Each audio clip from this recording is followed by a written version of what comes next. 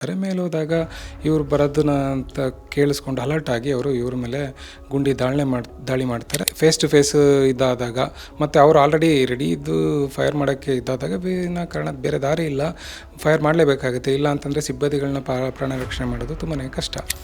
ಚಪ್ಪಲಿ ಏನು ನಾವು ಸೀಸರಲ್ಲಿ ತೋರಿಸಿದ್ದೀವಿ, ಅದು ಅವರ ಬ್ಯಾಗಲ್ಲಿ ಇದ್ದಂಥ ಚಪ್ಪಲು. ಆಂಟೋನಿ ಥಾಮಸ್ ಇದ್ದಾರಲ್ಲ, ಅವರ ಬ್ರದರೇ ಬಂದೂಕು ಮತ್ತು ಮದ್ದುಗುಂಡುಗಳ ಸಮೇತ ಪೊಲೀಸ್ ಅವರಿಗೆ ಹ್ಯಾಂಡ್ ಓವರ್ ಮಾಡಿರ್ತೇವೆ. ಆರೋಪಿತರು ಬಂದಿದ್ದಾರೆ, ಅವರೆಲ್ಲ ಏನು ವ್ಯವಸ್ಥಿತವಾಗಿ ಕಾಡಲ್ಲಿ ಇದ್ಕೊಂಡು ವನ್ಯಪ್ರಾಣಿಗಳನ್ನ ಬೇಟೆ ಆಡಿ ತಗೊಂಡೋಗೋ ಒಂದು ಉದ್ದೇಶನೇ ಬರ್ತಾರೆ. ಇದು ಎನ್ಕೌಂಟರ್ ಅಲ್ಲ, ತಾವೆಲ್ಲ ಅರ್ಥ ಮಾಡ್ಕೋಬೇಕು. ಇದು ಏನು ನಡೆದಿದೆ ಅದು ಆತ್ಮರಕ್ಷಣೆ.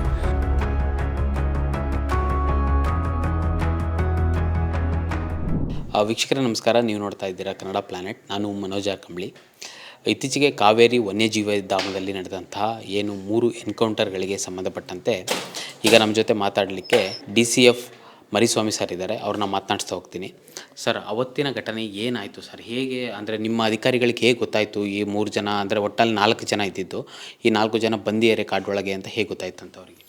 ನೋಡಿಪ್ಪ, ನಮ್ಮಲ್ಲಿ ಏನು ಆ್ಯಂಟಿ ಪೋಚಿಂಗ್ ಕ್ಯಾಂಪ್ಸ್ಗಳಿರ್ತದೆ ಅಂಥ ಭಾಗದಲ್ಲಿ ಏನು ಗನ್ ಸೌಂಡು ಮತ್ತು ಟಾರ್ಚ್ ಬೆಳಕು ಕಂಡು ಬರ್ತಿದ್ದೋ ಬಗ್ಗೆ ಸಿಬ್ಬಂದಿಗಳು ಅದನ್ನು ಕೇಳಿಸ್ಕೊಂಡು ಕ್ಯಾಂಪ್ನವ್ರಿಗೆ ಮಾಹಿತಿ ನೀಡಿರ್ತಾರೆ.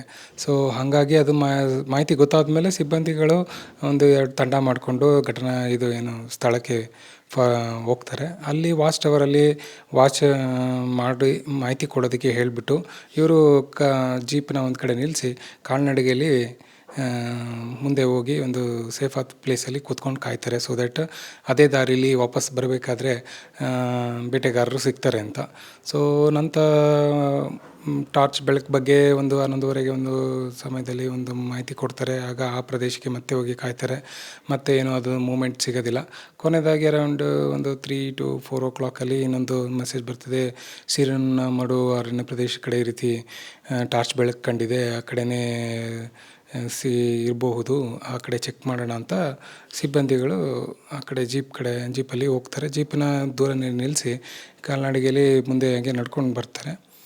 ಸೊ ಅಲ್ಲೂ ಕಾಯ್ತಾರೆ, ಏನೂ ಮೂಮೆಂಟ್ಸ್ ಇರೋಲ್ಲ. ಮತ್ತಿನ್ನೇನು ವಾಪಸ್ ಹೋಗೋಣ ಅಂತ ಅಂದ್ಕೊಂಡಿರ್ತಾರೆ. ಆದರೆ ಮತ್ತೆ ಮೇಲೆ ಅಲ್ಲಿ ಕರಡಿ ಕಲ್ಲು ಗುಡ್ಡ ಏನಿದೆ ಅಲ್ಲೊಮ್ಮೆ ನೋಡ್ಬಿಟ್ಟು ಸುತ್ತಮುತ್ತ ಏನು ಮೂಮೆಂಟ್ಸ್ ಇಲ್ಲ ಅಂತಂದರೆ ವಾಪಸ್ ಹೋಗೋಣ ಅಂತ ಅಂದ್ಬಿಟ್ಟು ಮೇಲೆ ಹೋಗ್ತಾರೆ. ಮೇಲೆ ಹೋದಾಗ ಇವ್ರು ಬರೋದನ್ನ ಅಂತ ಕೇಳಿಸ್ಕೊಂಡು ಅಲರ್ಟ್ ಆಗಿ ಅವರು ಇವ್ರ ಮೇಲೆ ದಾಳಿ ಮಾಡ್ತಾರೆ. ಹಾಗಾಗಿ ಇವರು ಎಚ್ಚರಿಕೆ ಕೊಟ್ಟರು ಕೇಳೋದಿಲ್ಲ. ಹಾಗಾಗಿ ಗುಂಡಿನ ಚಕಮಕಿ ನಡೆದು ಈ ರೀತಿ ಒಂದು ಅನಾಹುತ ಆಗಿರ್ತದೆ.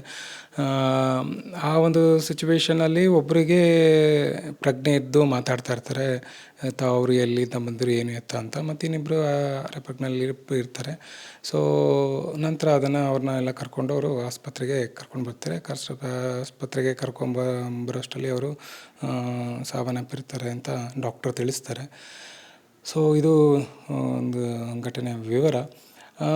ನಮ್ಮ ಸಿಬ್ಬಂದಿಗಳು ಕಾಡಿಗೆ ಮೇನಾಗಿ ಇಂಥ ಮಾಹಿತಿ ಬಂದಾಗ ಹೋಗಬೇಕಾದ್ರೆ ಟೀಮ್ ಮಾಡಿಕೊಂಡು ಹೋಗೋ ಉದ್ದೇಶ ಇಷ್ಟೇ.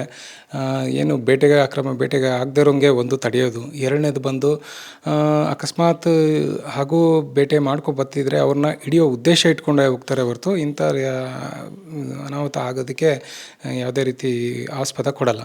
ಬಟ್ ಕೆಲವೊಮ್ಮೆ ಸಡನ್ ಫೇಸ್ ಟು ಫೇಸ್ ಇದ್ದಾದಾಗ ಮತ್ತು ಅವರು ಆಲ್ರೆಡಿ ರೆಡಿ ಇದ್ದು ಫೈರ್ ಮಾಡೋಕ್ಕೆ ಇದ್ದಾದಾಗ ಕಾರಣ ಬೇರೆ ದಾರಿ ಇಲ್ಲ, ಫೈರ್ ಮಾಡಲೇಬೇಕಾಗುತ್ತೆ. ಇಲ್ಲ ಅಂತಂದರೆ ಸಿಬ್ಬಂದಿಗಳನ್ನ ಪ್ರಾಣ ರಕ್ಷಣೆ ಮಾಡೋದು ತುಂಬಾ ಕಷ್ಟ. ಸೊ ಆ ಒಂದು ಆತ್ಮರಕ್ಷಣೆಗೋಸ್ಕರ ಅವ್ರು ಫೈರ್ ಮಾಡಿರ್ತಾರೆ. ತಮಗೆಲ್ಲರ ಗೊತ್ತು, ಕಾಡಿನಲ್ಲಿ ನೈಟ್ ಪೆಟ್ರೋಲಿಂಗು, ಅದು ಫುಟ್ ವಾಕ್ ಮಾಡೋದು ತುಂಬಾ ಕಷ್ಟ. ಸೊ ಹಾಗಾಗಿ ಯಾವುದೇ ದುರುದ್ದೇಶ ಇಟ್ಕೊಂಡು ಈ ಒಂದು ಘಟನೆ ನಡೆದಿಲ್ಲ ಅಂತ ಹೇಳಲಿಕ್ಕೆ ಇಚ್ಛೆಪಡ್ತೇನೆ. ಚಪ್ಪಲಿ ಬಗ್ಗೆ ಒಂದಷ್ಟು ಚರ್ಚೆ ಓಡಾಡ್ತಿತ್ತು, ಅದ್ರ ಬಗ್ಗೆ ಏನು? ಚಪ್ಪಲಿ ಬಗ್ಗೆ ಸುಮಾರಷ್ಟು ಈಗ ಆಲ್ರೆಡಿ ನಾನು ಸಾಕಷ್ಟು ಸ್ಪಷ್ಟನೆ ಕೊಟ್ಟಿದ್ದೀನಿ. ಚಪ್ಪಲಿ ಏನು ನಾವು ಸೀಸರಲ್ಲಿ ತೋರಿಸಿದ್ದೀವಿ, ಅದು ಅವರ ಬ್ಯಾಗಲ್ಲಿ ಇದ್ದಂಥ ಚಪ್ಪಲು. ಅದು ಹೊಸ ಚಪ್ಪಲಾಗಿರೋದ್ರಿಂದ ಅಲ್ಲಿ ಯಾವುದೇ ರೀತಿ ನಮಗೆ ಏನು ಸಾಕ್ಷಿನೂ ಸಿಗಲ್ಲ, ಏನೂ ಇಲ್ಲ. ಸೊ ಅದನ್ನು ನಾವು ಯಾವ FSLಗೆ ಆಗಲಿ ಇನ್ನೊಂದಕ್ಕೆ ಆಗಲಿ ಮಾಡಲಿಕ್ಕಾಗಲ್ಲ. ಆ್ಯಂಡ್ ಮೋಸ್ಟ್ ಇಂಪಾರ್ಟೆಂಟ್ಲಿ ಏನು ಅಂತಂತಂದರೆ 4 ಚಪ್ಪಲ್ಗಳು ಸ್ಥಳದಲ್ಲೇ ಏನು ಘಟನೆ ನಡೆದ ಸ್ಥಳದಲ್ಲೇ ಇರ್ತದೆ. ಸೊ ಆ ಚಪ್ಪಲು ಅವುಗಳು ಪ್ಯಾರಾಗಾನ್ ಚಪ್ಪಲ್ಲೇ. ಸೊ ಮೇ ಬಿ ಅವ್ರದ್ದು ಚಪ್ಪಲ್ ಏನಾರ ಕಿತ್ತೋದ್ರೆ ಕಾಡಿನಲ್ಲಿ ನಡೆದಾಡೋದು ಕಷ್ಟ ಅನ್ನೋ ಒಂದು ಉದ್ದೇಶ ಇಟ್ಕೊಂಡು ಚಪ್ಪಲ್ ತಂದಿರ್ಬೋದು. ಅದು ಮೇನ್ಲಿ ಚಪ್ಪಲ್ದು ಇದು. ಸರ್, ಅಧಿಕಾರಿಗಳ ಹೆಸರುಗಳು ಯಾಕೆ ಸರ್ ರಿವೀಲ್ ಮಾಡ್ತಾ ಇಲ್ಲ? ಯಾರು ಎನ್ಕೌಂಟ್ರು ಜೊತೆ ನಡೆದಿತ್ತು ಅದು? ನೋಡಿಯಪ್ಪ, ಈಗ ಕೆಲವೊಂದು ತನಿಖೆ ಹಂತದಲ್ಲಿದ್ದಾಗ ಅವನ್ನ ಕೆಲವೊಂದೆಲ್ಲ ಸೀಕ್ರೆಟಾಗಿ ಮಾಡುವಂಥದ್ದು ಒಂದು ಪದ್ಧತಿ. ಸೊ ಹಾಗಾಗಿ ತನಿಖೆ ಮುಗಿಯೋವರೆಗೆ ತನಕ ಅದರ ಬಗ್ಗೆ ಮಾಹಿತಿ ಇರಲ್ಲ. ಯಾಕೆಂದರೆ ತನಿಖೆಗೆ ತೊಂದರೆ ಆಗುವಂಥ ಸಂಭವಗಳು ಇರ್ತವೆ ಅಂತ ಅದನ್ನು ಪ್ರೊಸೀಜರ್ ಫಾಲೋ ಮಾಡೋದು. ಏನು ಹೇಳ್ತೀರಾ? ಈಗ ಅವರು ಜನ ಬಂದೂಕೆ ತಯಾರಿಸ್ತಿಲ್ಲ, ಎಲ್ಲ ಸರೆಂಡರ್ ಮಾಡಿದ್ದೀವಿ ಇಲಾಖೆಗಳಿಗೆ, ಪೊಲೀಸ್ಗೆ ಅಂತಾರೆ. ನೋಡಿಯಪ್ಪ, ಬಂದೂಕು ನಾನು ಈಗ ನಮ್ಮ ಹನೂರು ರೇಂಜಲ್ಲೇ ಜೂನಲ್ಲಿ ಒಂದು ಬಂದೂಕು ಏನು ಆಂಟೋನಿ ಥಾಮಸ್ ಇದ್ದಾರಲ್ಲ, ಅವರ ಬ್ರದರೇ ಒಂದು ಬಂದೂಕಿನೊಂದಿಗೆ ಅಕ್ರಮ ಪ್ರವೇಶ ಮಾಡಿ ಬಂದೂಕು ಮತ್ತು ಮದ್ದುಗುಂಡುಗಳ ಸಮೇತ ನಾವು ಕೇಸ್ನ ಪೊಲೀಸವರಿಗೆ ಹ್ಯಾಂಡ್ ಓವರ್ ಮಾಡಿರ್ತೇವೆ. ಯಾಕೆಂದರೆ ಅಕ್ರಮ ಬಂದೂಕು ಅಂಥದ್ದು ಆ್ಯಸ್ ಪರ್ ಆರ್ಮ್ಸ್ ಆ್ಯಕ್ಟ್ ಪ್ರಕಾರ ವೈಲೇಷನ್. ಸೊ ಅದರಲ್ಲೂ ವನ್ಯಧಾಮದೊಳಕ್ಕೆ ಪ್ರವೇಶ ಮಾಡೋದು ಸೀರಿಯಸ್ ವೈಲೇಷನ್. ಸೊ ಅದಲ್ದೇ ಇವರು ಏನು ಆರೋಪಿತರು ಬಂದಿದ್ದಾರೆ, ಅವರೆಲ್ಲ ಏನು ವ್ಯವಸ್ಥಿತವಾಗಿ ಕಾಡಲ್ಲಿ ಇದ್ಕೊಂಡು ವನ್ಯಪ್ರಾಣಿಗಳನ್ನ ಬೇಟೆ ಆಡಿ ತೊಗೊಂಡೋಗೋ ಒಂದು ಉದ್ದೇಶನೇ ಬರ್ತಾರೆ.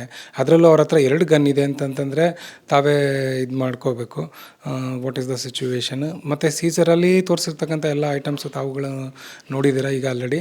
ಆ ಸೀಸರ್ ಐಟಮ್ಸ್ಗಳು ಏನು ಅವ್ರು ತಂದಿದಂಥ ವಸ್ತುಗಳು. ಏಕೆಂದರೆ ನಾವು ಆಲ್ ಆಫ್ ಎ ಸಡನ್ ಓವರ್ನೈಟು ಅಂಥ ಐಟಮ್ಸ್ಗಳೆಲ್ಲ ಕಲೆಕ್ಟ್ ಮಾಡಿ ಒದಗಿಸ್ಲಿಕ್ಕೆ ಆಗೋದಿಲ್ಲ. ಅಲ್ಲ ಸರ್, ಅದರಲ್ಲಿರೋ ಚೀಲ ಅರಣ್ಯ ಇಲಾಖೆದೆ ಅಂತ ಹೇಳ್ತಿದ್ದಾರೆ sir.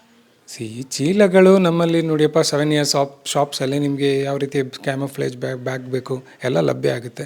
It doesn't mean that ಅದು ನಾವೇ ಕೊಟ್ಟಿರ್ತೇವೆ ಅಂತಲ್ಲ, ಅದು ಒಂದು ವಿಚಾರ. ಈಗ ಘಟನೆ ಏನು ನಡೆದಿದೆ ಸ್ಥಳ ಆಲ್ಮೋಸ್ಟ್ ನಮ್ಮ ಗಡಿ ಭಾಗದಿಂದ ಆಲ್ಮೋಸ್ಟ್ 8 ಕಿಲೋಮೀಟ್ರು ಡೀಪ್ ಇದೆ. ಸೊ ಅಷ್ಟು ಡೀಪು ಯಾವುದೇ ವ್ಯಕ್ತಿಗಳು ಬಂದಿದ್ದಾರೆ ಅಂತಂದರೆ ಅವ್ರ ಉದ್ದೇಶ ಬೇಟೆನೇ. ಅದಕ್ಕೆ ಪೂರಕವಾಗಿ ಅವ್ರ ಹತ್ರ ಇರ್ತಕ್ಕಂಥ 2 ನಾಡು ಬಂದೂಕು ಮತ್ತು ಅವ್ರು ತಂದಿದ್ದಂಥ ಬ್ಯಾಗಲ್ಲಿದ್ದಂಥ ಫುಡ್ ಐಟಮ್ಸ್ಗಳಾಗಿರ್ಬೋದು, ಮದ್ದು ಗುಂಡುಗಳ ಇರ್ಬೋದು. ಸೊ ಇವೆಲ್ಲ ನೋಡಿದಾಗ ಅನಿಸುತ್ತೆ ಅವರು ರೆಗ್ಯುಲರಾಗಿ ಇಂಥ ಆ್ಯಕ್ಟಿವಿಟೀಸ್ಗಳಲ್ಲಿ ಇನ್ವಾಲ್ವ್ ಆಗಿರೋವಂಥ ವ್ಯಕ್ತಿಗಳೇ ಅಂತ. ನಮ್ಮ ಏನು ಇಲಾಖೆಯಲ್ಲಿ ಅವರು ಯಾವುದು ಸಿಕ್ಕಿಕೊಳ್ದೇ ಇರ್ಬೋದು, ಬಟ್ ಅಂಥ ಒಂದು ಚಟುವಟಿಕೆಯಲ್ಲಿ ಭಾಗಿಯಾಗಿದ್ದಾರೆ ಅಂತ ನಾವು ಸ್ಪಷ್ಟವಾಗಿ ಹೇಳ್ಬೋದು. ಆ್ಯಂಡ್ ಈಗ ಈ ಭಾಗದಲ್ಲಿ ಈಗ ಕಳೆದ ಮೇಲೂ ನಾವು ಕೌದಳ್ಳಿ ಒಂದು ವನ್ಯಜೀವಿ ವಲಯದಲ್ಲಿ 3 ಜಿಂಕೆ, 1 ಕಡವೆಯನ್ನು ಬೇಟೆ ಆಡಿದ್ದಾರೆ. ಅದರಲ್ಲಿ 2 ಆರೋಪಿಗರನ್ನ ನಾವೇ ಹಿಡಿದು ತಂದಿದ್ದೀವಿ. 4 ಜನ ಮತ್ತೆ ಬೇಲ್ ತಗೊಂಡು ಬಂದು ಸ್ಟೇಟ್ಮೆಂಟು ಕೊಟ್ಟಿದ್ದಾರೆ. ಸೊ ಇಲ್ಲಿ ನಮ್ಮ ಉದ್ದೇಶ ಒಂದೇ, ವನ್ಯಪ್ರಾಣಿಗಳು ಅರಣ್ಯ ಸಂರಕ್ಷಣೆ ಮಾಡಬೇಕು ಅನ್ನೋ ಉದ್ದೇಶ ಬಿಟ್ಟು ಏನು ಬೇಟೆಗಾರರ ವಿರುದ್ಧ ಯಾವುದೇ ರೀತಿ ಕ್ರಮ ತಗೋಬೇಕು ಅನ್ನೋದಲ್ಲ. ನಮ್ಮ ಉದ್ದೇಶ ಯಾವುದೇ ರೀತಿ ಕಳ್ಳ ಬೇಟೆಗಳು ಆಗಬಾರ್ದು ಮತ್ತು ಅರಣ್ಯನ ಸಂರಕ್ಷಣೆ ಮಾಡಬೇಕು ಅನ್ನೋ ಒಂದೇ ಉದ್ದೇಶ. ಮತ್ತು ಅಕಸ್ಮಾತ್ ತಪ್ಪಿ ಬಂದರೂ ಅವ್ರದ್ದು ನಮ್ಮದು ಫಸ್ಟ್ ಕಾನ್ಸಂಟ್ರೇಷನ್ ಏನಪ್ಪ ಅಂತಂದರೆ ಅವ್ರನ್ನ ಹಿಡಿಯೋ ಅಂಥದ್ದೇ. ಸೊ ಕೆಲವೊಂದು ಏನಾಗುತ್ತೆ ಅಂತ ಅನಿರೀಕ್ಷಿತವಾಗಿ ಎದುರು ಬಂದಾಗ, ಅದರಲ್ಲೂ ವಿತ್ ಗನ್ ಪಾಯಿಂಟ್ಔಟ್ ಮಾಡಿದಾಗ ಆಬ್ವಿಯಸ್ಲಿ ಎಂಥವ್ರಿಗೆ ಆಗಿರೋ ಭಯ ಆಯ್ತದೆ. ಅಕಸ್ಮಾತ್ ಇವರು ಫೈರ್ ಮಾಡಲಿಲ್ಲ ಅಂತಂದರೆ ಯಾರು ಫಸ್ಟ್ ಫೈರ್ ಮಾಡ್ತಾರೋ ಅವರು ಬದುಕುಳಿತಾರೆ. ಸೊ ಈವನ್ ದೋ ಲಕ್ಕಿಲಿ ಅವ್ರು ಫೈರ್ ಮಾಡಿರೋದ್ರು ಗುಂಡು ತಗಲಿಲ್ಲ, ಮಿಸ್ ಆಗಿರೋದ್ರಿಂದ ಬಂದಿದ್ದಾರೆ. ಅದೊಂದು ವಿಚಾರ ಹೇಳುವಲ್ಲಿ. ಅಲ್ಲ ಸರ್, ಹಿಡಿಬೋದಿತ್ತಲ್ಲ. ಈಗ ಕಾನೂನಲ್ಲಿ ಈ ರೀತಿ ಶಿಕ್ಷೆಗೆ ಅವಕಾಶನೇ ಇಲ್ಲ, ಡೈರೆಕ್ಟ್ ಎನ್ಕೌಂಟರ್. ಇದು ಎನ್ಕೌಂಟರ್ ಅಲ್ಲ, ತಾವೆಲ್ಲ ಅರ್ಥ ಮಾಡ್ಕೋಬೇಕು. ಇದು ಏನು ನಡೆದಿದೆ ಅದು ಆತ್ಮರಕ್ಷಣೆ. ಈಗ ಅವ್ರು ಯಾಕೆ ನಮ್ಮ ಮೇಲೆ ಫೈರ್ ಮಾಡ್ತಾರೆ? ಅವರ ಆತ್ಮರಕ್ಷಣೆಗೋಸ್ಕರ. ಸೊ ಅದು ನಡೆದಿರೋವಂಥ ವಿಚಾರ.